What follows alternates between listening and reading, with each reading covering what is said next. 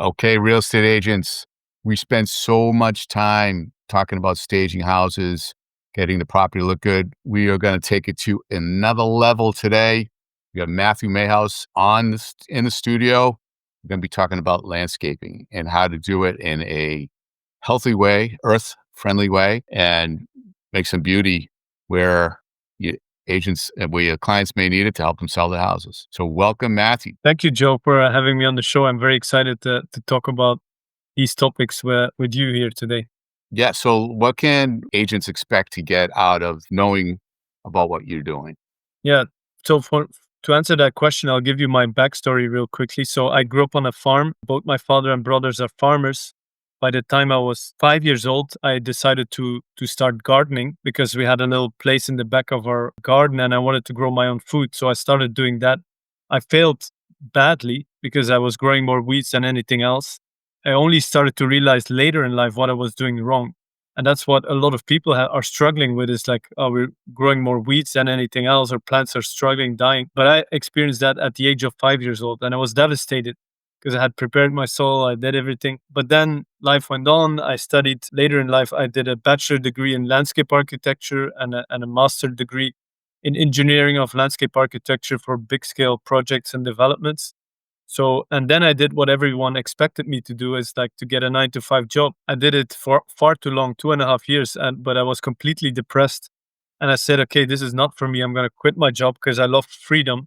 I don't like people to tell me when to work, even though I work more now than in a nine Yeah. to five, but I like it. I love my job. But I quit my job and I said, I'm going to hit the road and discover all kinds of projects, development projects, real estate projects, eco projects that are doing really good for the environment and that are also doing good in business.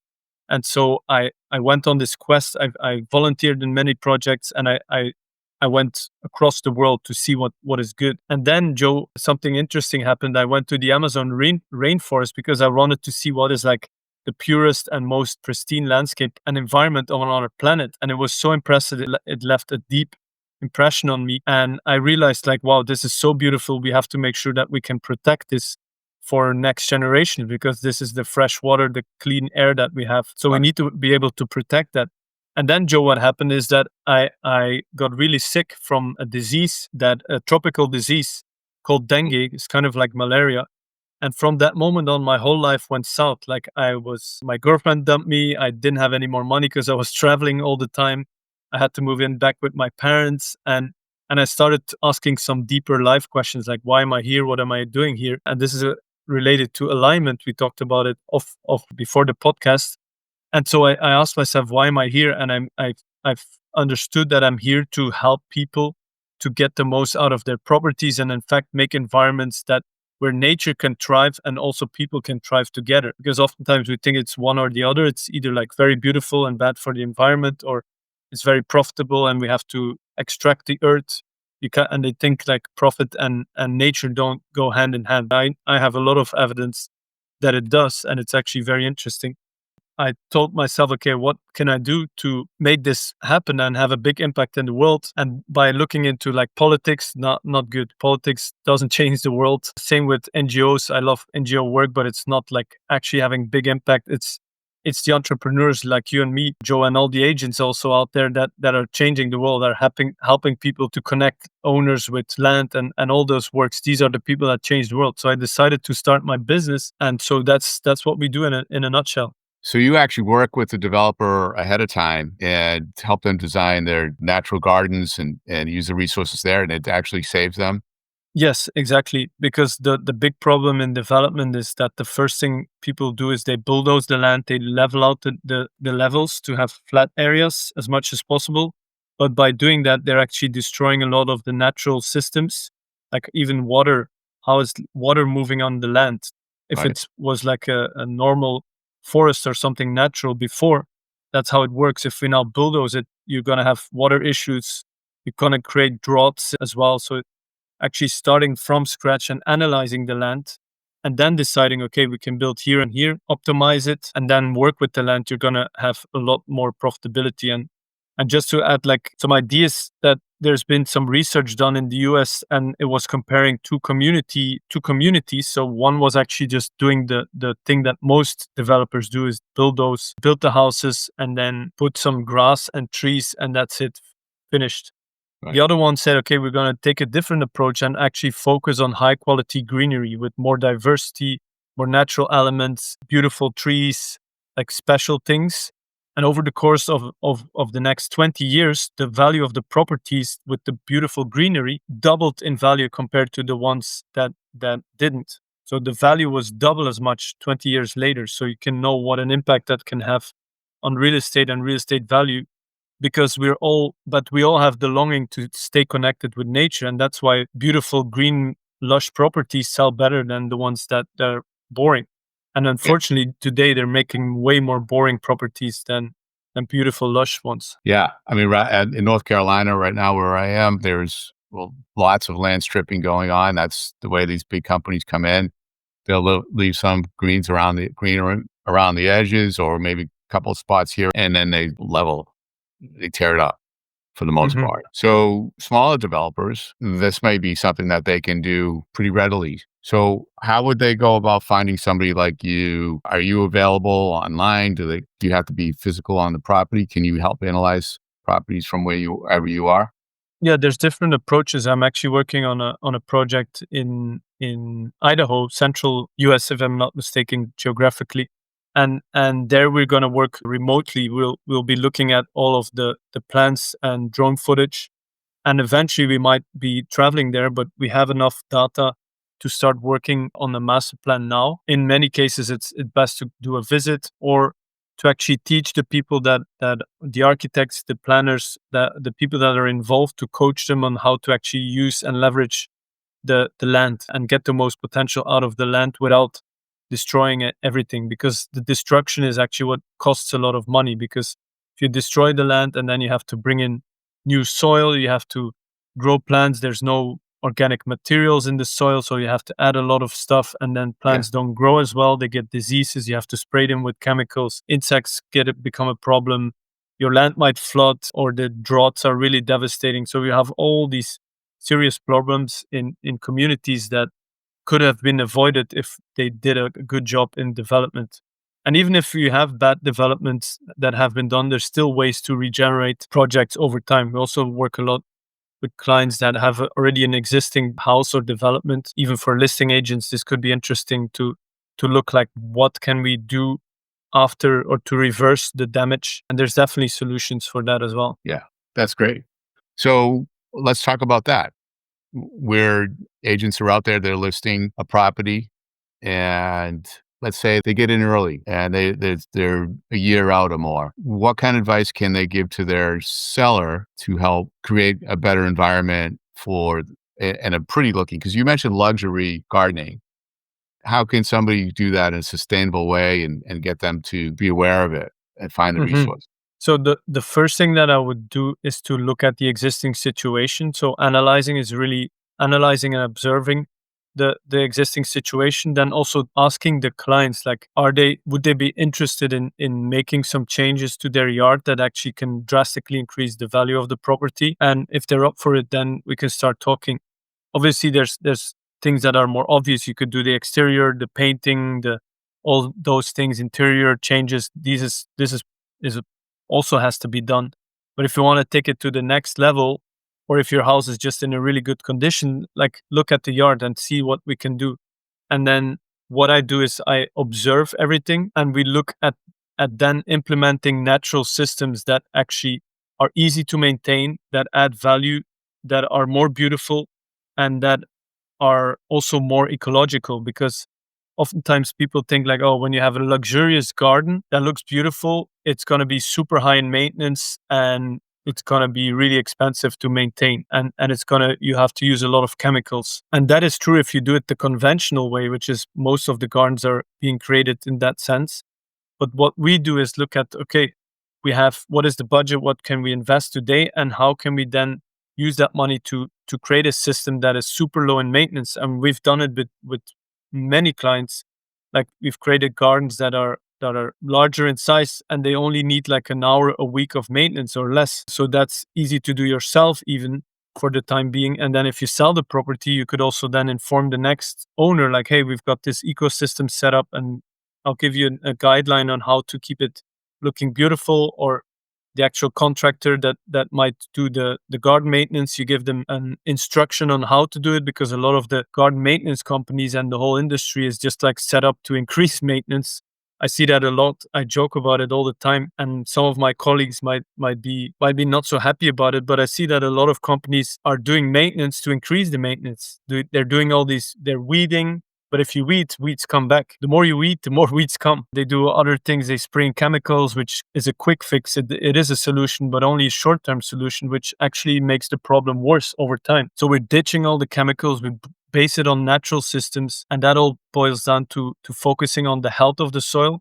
So when you improve the health of the soil, you can now grow resilient plants, just like our own our own health. When we are healthy, we are more resilient. We don't get sick as often. So we're doing the same with the gardens, and then you can have beautiful, lush gardens that don't require much maintenance, and that actually increases the value of the property, because a lot of people that might want to invest in creating a beautiful yard might say, yeah, but it's going to be super high in maintenance.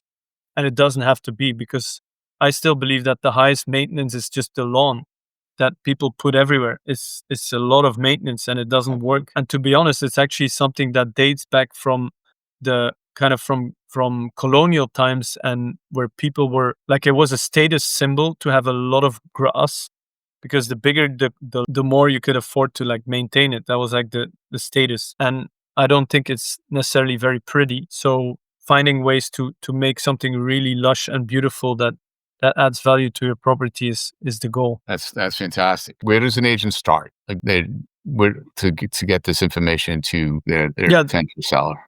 They can always reach out to me, and we can like set up a strategy call, look at their clients and see what we could do.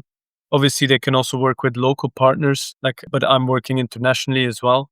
And then we just get a conversation going with the owners of like, hey, would you be interested in investing some more in your property today, so that you can sell it at a premium? Because like, let's say if you do let's say the value of your property is 500,000, and you make some minor changes that might cost 20 to 30,000, you can actually increase the value of the property by more than 10%. So you'll have a return on investment of the 500,000.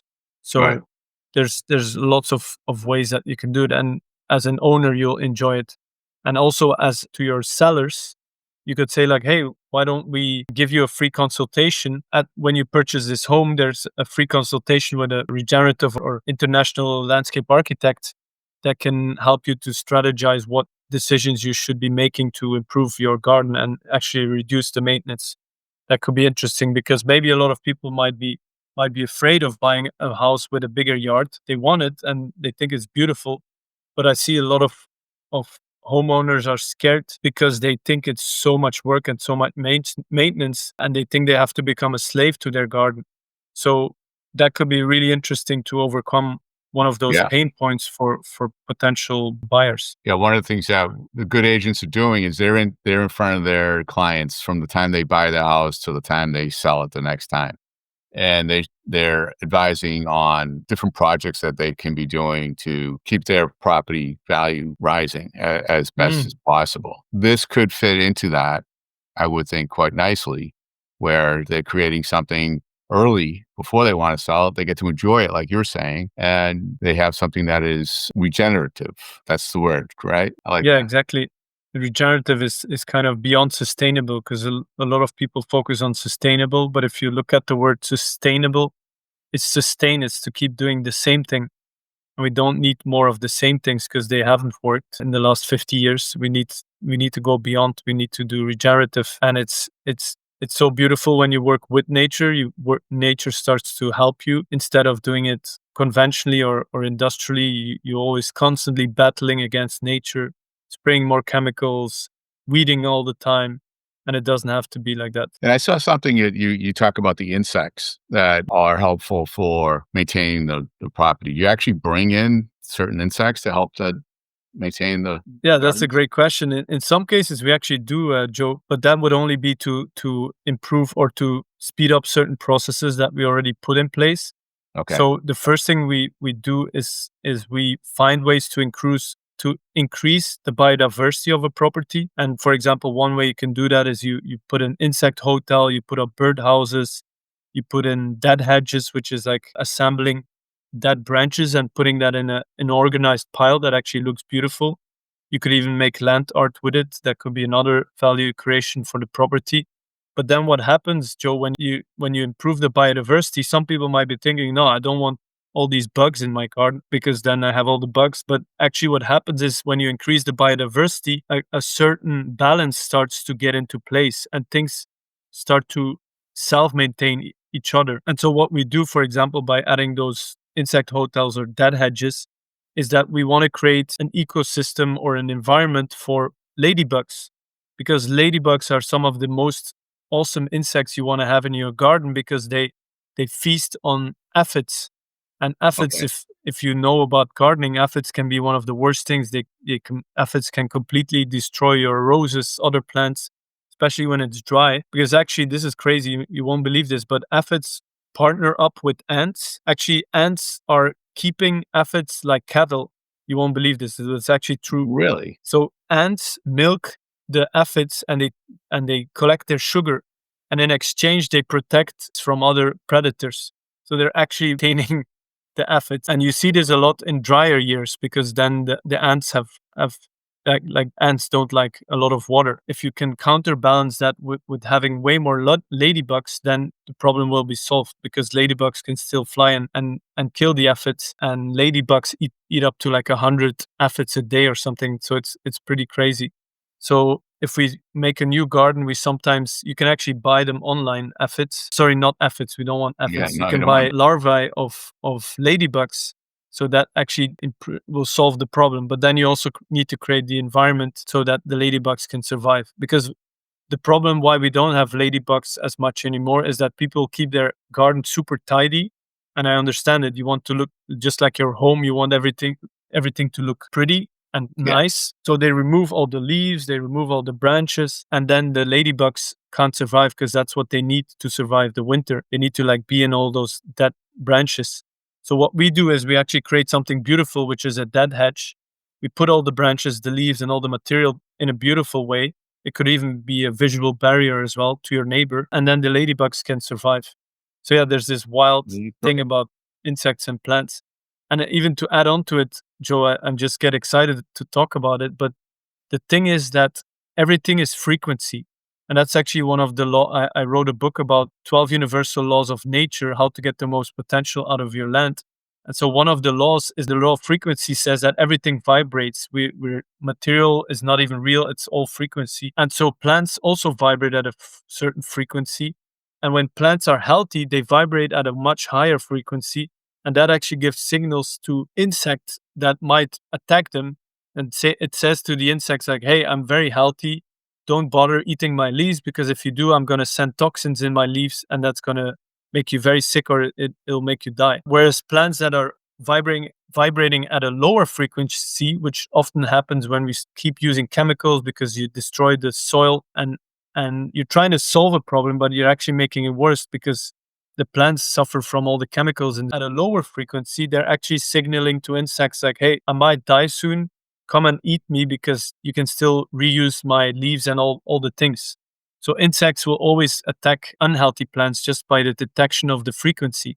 So as a gardener or as a landowner or even now as a real estate agent, we need to improve the health of the soil by using like high quality compost, using other techniques that we go in depth. We talk in depth about it in my masterclass and with my one-on-one clients. And then everything thrives much easier. So is everything that you do always native to the land, to the area? It's a mix because the native I'm like I have mixed feelings about saying like we should only use native plants because climate is changing and so plants that are native oftentimes no longer work. We see it in Western Europe, a lot of the deciduous trees, they need temperate climates, but our climates are no longer temperate. So trees are struggling to survive. So in many cases, we try to use as much native plants as possible, but we also blend in other plants because they might have other beneficial properties like later flowering times or earlier flowering times, which then Yeah. benefits the local wildlife as well. So it's not a like either or decision, because I think a lot of the like decisions of like only using native plants, it's kind of, I call it like plant racism. Like it's like, oh, you're not from here, so you can't be living here. And of course, we have to be a little bit careful not to use invasive plants too Right. much, even though if you have invasive plants, they also have a purpose to fulfill. But like I find it like it's more like plant racism. And in fact, it was, you won't believe this, but Adolf Hitler, he was actually a big opponent of only using native plants in Germany, which, okay, you can argue about it if it's good or bad, but it was like this yeah, it has a dark history, in fact. That's interesting. It kind of flows with everything else he was doing, doesn't it? Yeah. So this is really seems accessible to people. Is it more expensive on in the setup when somebody's going through this? It's hard to tell that, Joe, because a lot of people ask a lot of money to do bad things, and other people might do it at a lower price. But we just focus on doing it right from the beginning, which on average it might be the same price or a little bit more expensive, but on the long term it's you'll make it back because only have to do it once really good, and then you're good for many years to come, and you don't have to spend as much maintenance hours. That's that we see the biggest reason why clients want to work with us is that we heavily reduce the maintenance. Because even let's say if your initial investments to set it up is, instead of 20,000 doing it cheaply, it's now 30,000, which is 10,000 more, but you can save another 5,000 a year on maintenance. Well, then I would always go for the 30,000 because over time you'll be making it back. Absolutely. So we have agents that are out there, they're working with buyers and they're looking at properties. How can an agent identify an opportunity if to bring in and to change up the landscape where it can be regenerative as opposed to just ripping up what's there or just growing on top of whatever's there already? What do they need to look for? Is there something that they need to understand, or is it something that can happen anywhere and everywhere? I think it can happen anywhere and everywhere, but it's always good to follow your feeling. Like, have you ever like gone to a pristine landscape or a native forest or something, and you walk in it and you just feel it feels so nice? You go on like a hike and you feel so. If you don't have that feeling when you arrive at a property, there's a massive opportunity. So I'm thinking 95% of the properties have opportunities, because I see so many people, especially in the US, are using wrong systems that make it look bad. So if you arrive at the property and you see like it just doesn't feel wow, then there's an opportunity, I think. And if you look around and the plants are like half dead and nothing is growing much, then there's always a massive opportunity to do it right. Because there's one thing, Joe, I just want to talk about it for a second, that in the US, people are now using, on a massive scale, they're using colored wood chips. And Yeah. these wood chips are painted with toxic paints. And the gardening industry is selling it as a way to reduce the maintenance and to make it look pretty. You can still argue about the prettiness, if it's more pretty or not. I disagree, because in nature you won't see that either, the wood chips that are colored, and it's not necessarily prettier, but the toxicity is the real problem. Because once you put in those colored wood chips, you're now having paint on your soil, and it will kill the weeds, but it's also going to kill all the other plants that you want to grow. And in many cases, even if you don't use if you say you use the natural wood chips, it can still be a wrong decision, because not all plants like wood chips. Right. Like mostly only trees and shrubs like it. Other plants don't like it. So we have to be more smart about it. Like knowing what the science is, understanding how nature works, and using that to your advantage. That's what it has to be, because nature has been working in a certain way for millions of years, and you can fight it, and then it's going to be very costly, and you'll be always like fighting against nature. Or you can work with it and you'll get less maintenance, more beauty, and just systems that regenerate themselves. Yeah, I never, I've owned a few properties and I've never considered is everything. Wood chips were everywhere. Put it everywhere. It looks good. And now I know I was probably doing the wrong thing. Yeah, but many I instances. can ask like, how did your plants look? Were they super happy? Did it look like they were having a great time, or couldn't? No to that. So I they think my didn't look good. You mean? no, I don't think there was always some kind of issue going on. Some of them worked Yeah, out great you have when, pests going on. You have to spray them. That's the whole thing of the yeah. garden industry. They sell you stuff that you don't need, and then your plants suffer, and then insects attack them, and then they sell you insecticides to kill the pests, and that makes the problem even worse. So you have to add more nutrients to the soil, and you have to add nitrogen, and it's like a vicious circle. I sometimes refer to it like it's like a drug dealer. We have to as a landowner, you become dependent on the products that they sell. Otherwise, it does everything dies. So climate doesn't matter. This works in every climate, Yes, right? yeah, it's universal. You That's have to be fantastic. like more nuanced with plant choices and certain soil types, and you still have to understand the local environment. But the general principles apply to the whole world. And you're accessible, right? You're international, so anybody has anything, doesn't matter where, they can contact you. Are there things that you cannot help with? Is there a reason why they should look for somebody else? Oh, really good question. I think if they just want something to look pretty fast, then I might not be the best fit to help them, because it's we need some time to discover. So I'm not a contractor, so I don't execute. Right. But with my network, we always find good and reliable people, because I'm in a lot of international groups. So I will always find good people to work with, because that's another issue, is having contractors that don't show up and don't do what you ask them to do. Right. So then it's also not a good fit, I think. Yeah. This is awesome. And I love that I love the word regenerative, not sustainable.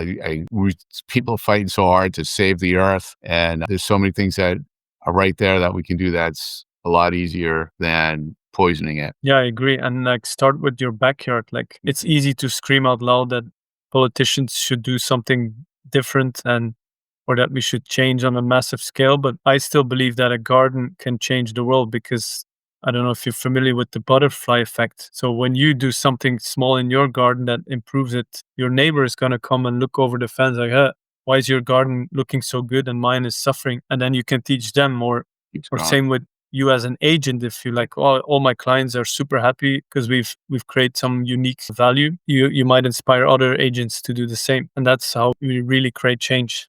That's The great. ripple effect is really amazing. So how can people find you, Matthew? Yeah, so you can find me on most social media platforms. On LinkedIn, I'm more focused on like I think that would be the most interesting platform for agents, because that's more like how you can get the most value out of your property and what to do wrong, or how to avoid big mistakes. You find some information there.